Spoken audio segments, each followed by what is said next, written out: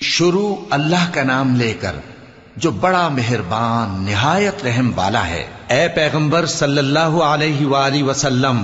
مسلمانوں سے کہہ دو کہ جب اپنی بیویوں کو طلاق دینے لگو تو ان کی عدت کو پیش نظر رکھ کر طلاق دو اور عدت کا شمار رکھو،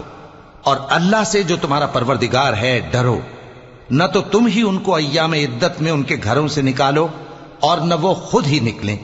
ہاں اگر وہ کھلی بے حیائی کریں تو اور بات ہے،